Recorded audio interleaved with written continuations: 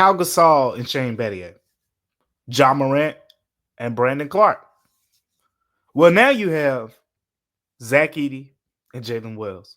We're going to talk about the significance of that rookie duo and what and why they are included with those names that I just mentioned. Coming up here next on Locked On Grizzlies.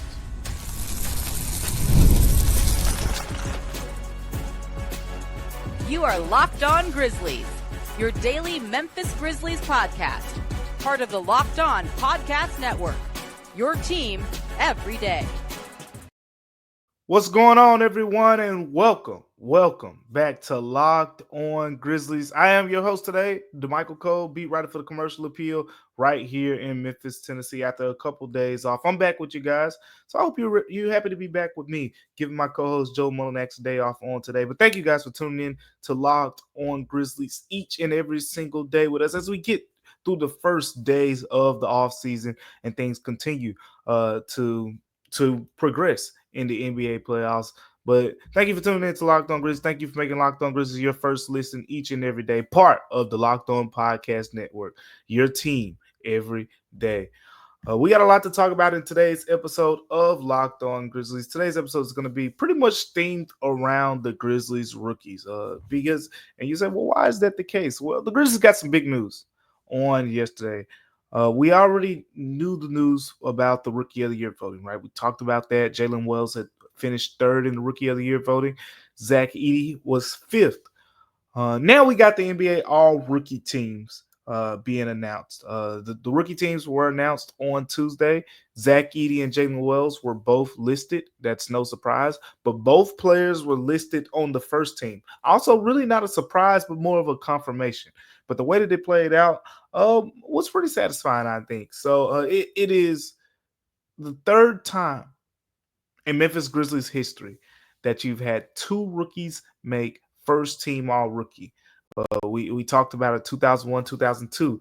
It was Shane Battier and Pau Gasol. Turned out to be a pretty good duo, if you ask me. And then more recently, with two current Grizzlies, actually, with Brandon Clark and Morant in 2019, 2020. So we've seen this play out twice now at this point. But here's the third time. And this was the most unexpected. I think we can easily say that. In the case of Pau Gasol, he was projected to be, a franchise cornerstone. And Shane Battier, again, this is a guy who was well regarded in college as well. Brandon Clark, first round pick. Morant, again, another guy who was projected to be one of those guys who alters a franchise.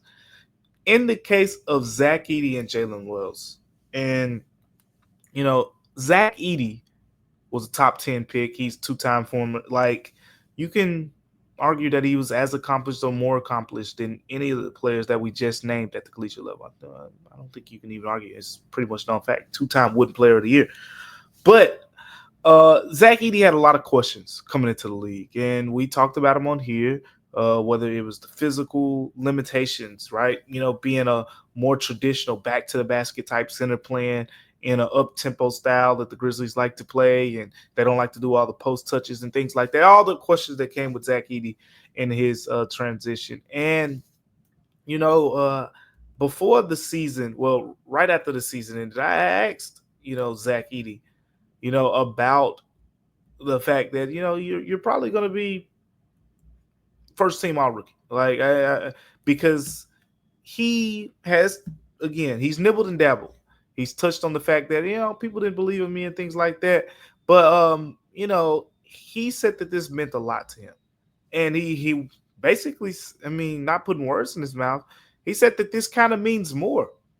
Like, we're talking about a guy who's won Wooden Awards, who's been the, Big Ten Player of the Year on multiple occasions. He said this probably means a little bit more. And here's his quote in April after the exit interviews when I asked him about the potential of being first team all rookie. He said, I've been fortunate enough to be recognized before and stuff like this, but I think this one might mean a little more. A lot of people that get paid a lot of money have said a lot of things about me, about how I was going to be in the NBA, what type of player, what type of future I was going to have. This isn't the end of the journey, but it's just step one in kind of showing them that I think a lot of people kind of overthought some things. I love that quote. I love that quote. He's basically saying, y'all got this wrong. But it's not like a satisfying quote either. It's not like a haha, I won, you lost. He says this is just the first step. Basically, I'm already proving you wrong, but now I'm about to just make you feel bad. That's what I got out of it. But yeah, congratulations to Zach Edey and Jaylen Wells as well. Again, he second round pick. If you look on the list of the names, he's the only one who was, a second round pick on that list. So again, terrific accomplishments for Jaylen Wells being the 39th overall pick and essentially working his way to being on the all rookie team. I mean, we've talked about it time and time again on here. The Grizzlies didn't even have these huge expectations for Jaylen Wells. When he was drafted, it was more about, okay, we'll bring him along, spend some time in the G League and we'll see what happens. And boom, next thing you know, we're talking about Jaylen Wells getting the third most votes overall on all rookie teams. So the way that it pretty much worked out is there was a panel of 100 media members. I was on that panel, and of course, both guys had them first team as well. Jaylen Wells was first team all rookie on 96 of a potential 100 ballots. Essentially, only 4 people did not have Jaylen Wells on first team. 3 of them had him second team vote. So there is one voter out there. When the votes are released, look, Grizzlies fans, don't send the hounds at him. It's probably someone who may just forgot and left Jaylen Wells' names off. But I digress. He was left off of a ballot somewhere in there. Zach Edey was not left off of any ballots. But Zach Edey had 73 first place votes, which was the 4th most. And he had 27 second place votes for second team all rookie. So both guys well regarded. I think Stephon Castle was unanimous first team, 100 votes. Zachary Risachet in Atlanta had 99 first team votes, excuse me. He had 1 second team vote. So Jaylen Wells, 96 first team votes. Zach Edey was 73, and then Alex Sarr rounded off 54. So going back to Jaylen Wells, what you have on that list is 4 first-round picks and 1 second round. You want to go a little bit further with it? Okay, that's fine. What about the second team? The second team, you had Khalil Ware, first-round pick.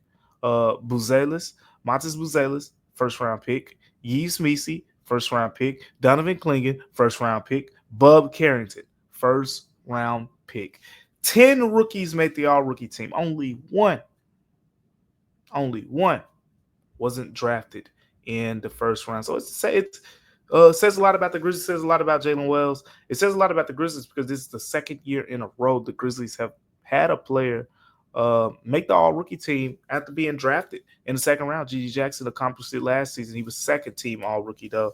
So, look, this is a great accomplishment for Zach Edey. Great accomplishment for Jaylen Wells. We talked about what those two dudes meant to the Grizzlies this season. And with Zach Edey, it was more expected, right? With Jaylen Wells, it was a little bit more unexpected. But at the same time, both answered the calls, both well-deserving of the honors that they've received at this point. First team, all rookie. Congratulations to both of those players. Looking forward to seeing how they progress going forward. Speaking of how they progress going forward, we're going to talk about that a little bit more, about just the progressions coming up with those two. What can we expect from Zach Edey and Jaylen Wells? We're going to talk about that more coming up here on Locked On Grizzlies. But before we get to that, today's episode of Locked On Grizzlies is brought to you by SKIMS. When I found out SKIMS was making underwear for men, I was intrigued. I've heard so much about their quality from friends and family, so I had to give it a try. And let me tell you, it lives up to the hype. I've always had issues with underwear, whether it be fit, comfort, or just finding the right style. But SKIMS changed all of that. Their men's line offers something for everyone, from boxer briefs or to the classic briefs, all designed with the perfect balance of comfort and style. Look, I'm telling you right now, the boxer briefs are great. And look, I know people telling me they're hooked on them. And look, these are perfect if you got an active lifestyle. So if you're somebody you move around like me, You don't want to lose your shape, or you just want your boxer just to stay in place all day. These Skims are perfect for you. Plus, the lightweight material feels amazing. It's almost like you're really not wearing anything at all, so it's perfect.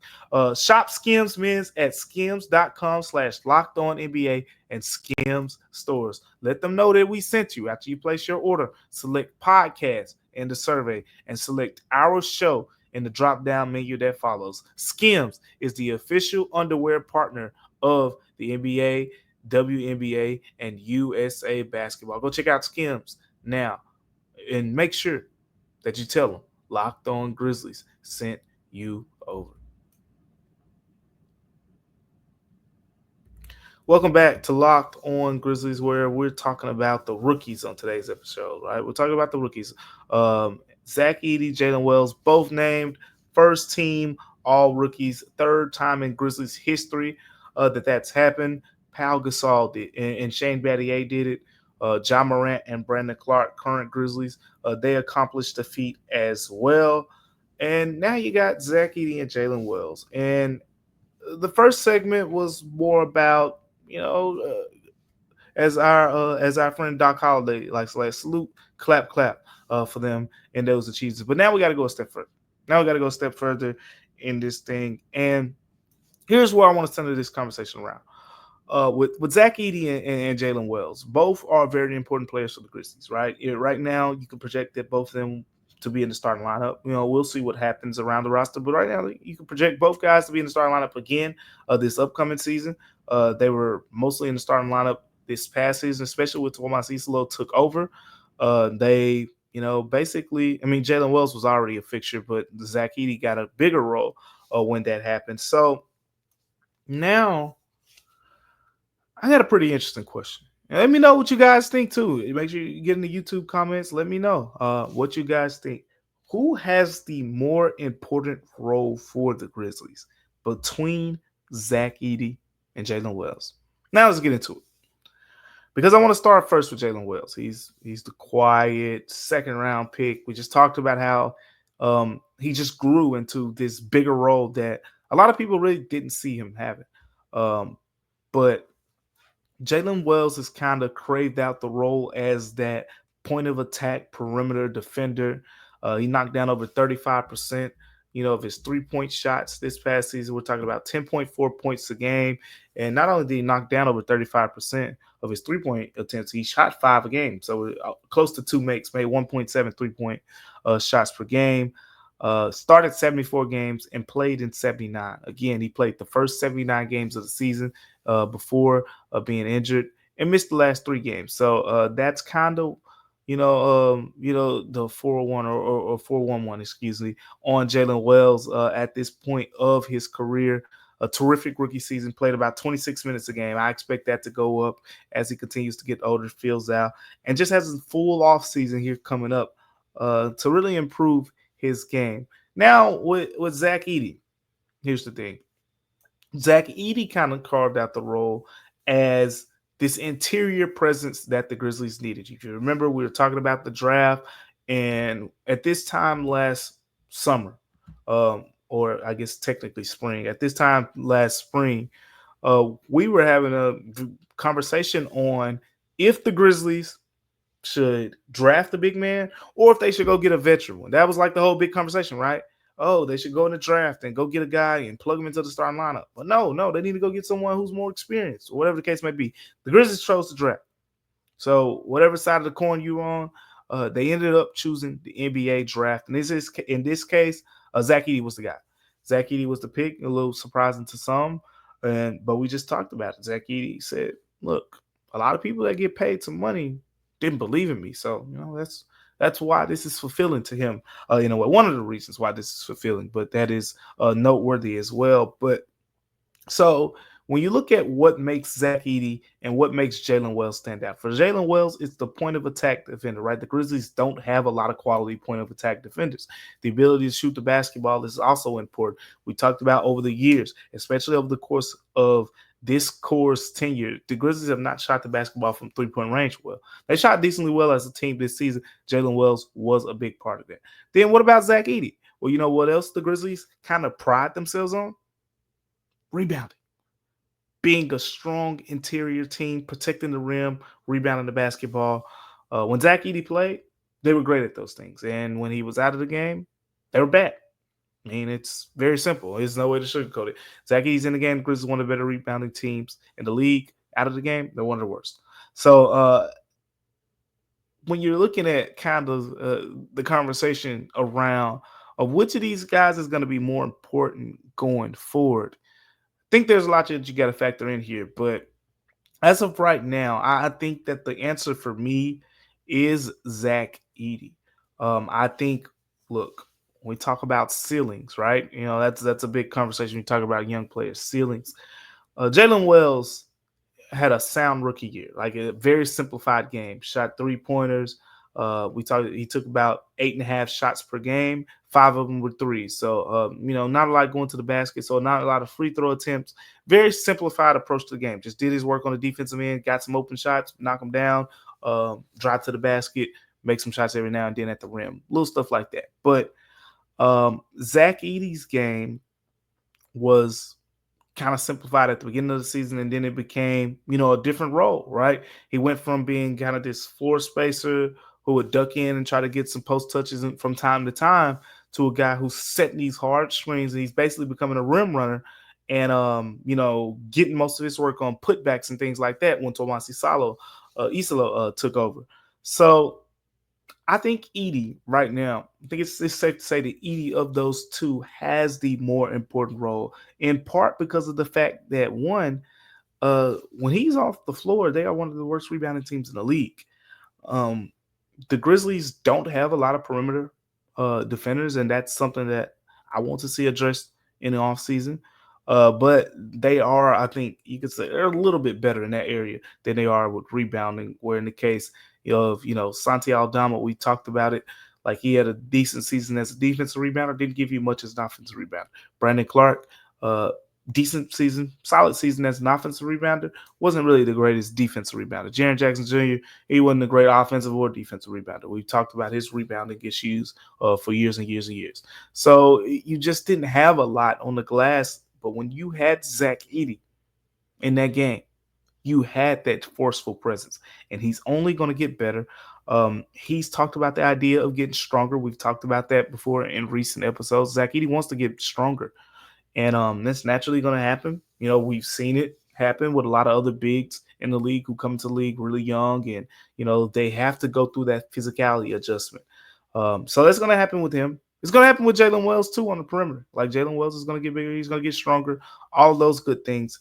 But when I'm looking around the league and what I look at what Zach Edey can do as a screen setter, what he can do protecting the rim, and what the Grizzlies need more than anything, don't get me wrong. I think the point of attack defenders and the three-point shooting, like this wasn't easy. This was something before the show. I was like, man, let's really look into this. Like, let's see what the numbers are telling us and whatnot. And the numbers, and this is why Isalo played Zach Edey so much down the stretch.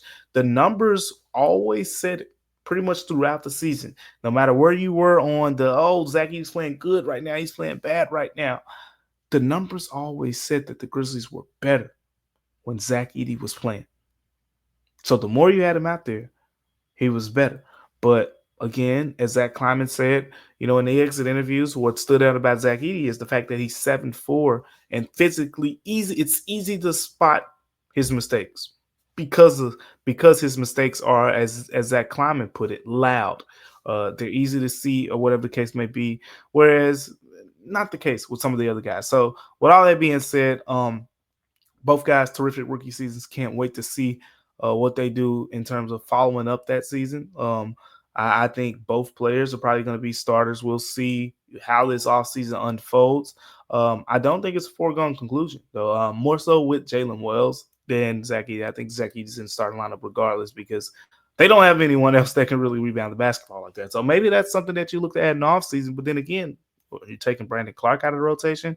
We've already had the Santi conversation in recent episodes. So if you missed that, go check out the Santi conversation because I said I'm on board with bringing him back. So when I talk about this, because he's a restricted free agent, we're not talking about unrestricted free agent here. So when I mention Santi Aldama, from this point forward, I'm mentioning him based on the idea that he's potentially coming back until I feel different. So You got Santi Aldama, you got Brandon Clark, you got Jaren Jackson Jr. You got three bigs already. Probably most teams are going to play four bigs for the most part, mid power forward center. And in this case, that leaves one guy, and that leaves Zach Edey. And he's the one guy in that group who can rebound well as an offensive and defensive rebounder. If you combine Santi Aldama and Brandon Clark, you might get Zach Edey with their offensive and defensive rebounding prowess that they showed this past season.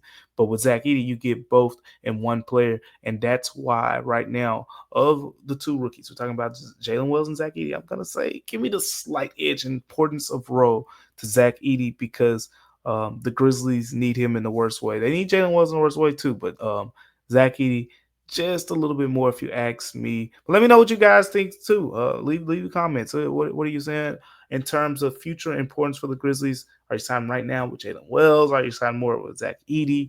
What's more replaceable? Let's talk about it here on Locked On Grizzlies. But we're going to continue talking about the rookies going forward. We're going to talk about the other rookie. We keep talking about Jaylen Wells and Zach Edey. Don't forget about the other one over there. Don't forget about Cam Spencer.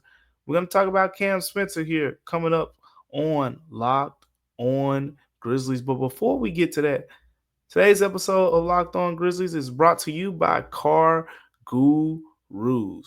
Look, shopping for a car should be exciting. Not exhausting, but between the confusing prices and the hidden fees, it can feel overwhelming at times. And that's why I love using CarGurus. They help you cut through the noise and show you the best deals with full confidence. With over 4 million listings, with 4 million listings, CarGurus has more new and used cars than any other major online marketplace in the U.S. They verify dealers, they provide real price analysis, and they give you the tools and data you need to make the right choice without second guessing yourself at all. So look, if you need a deal you can trust, CarGurus makes it easy to compare vehicles side by side with unbiased deal ratings. And you know the best feature is the price drop alerts. So you'll know exactly when the perfect car is available right in your budget.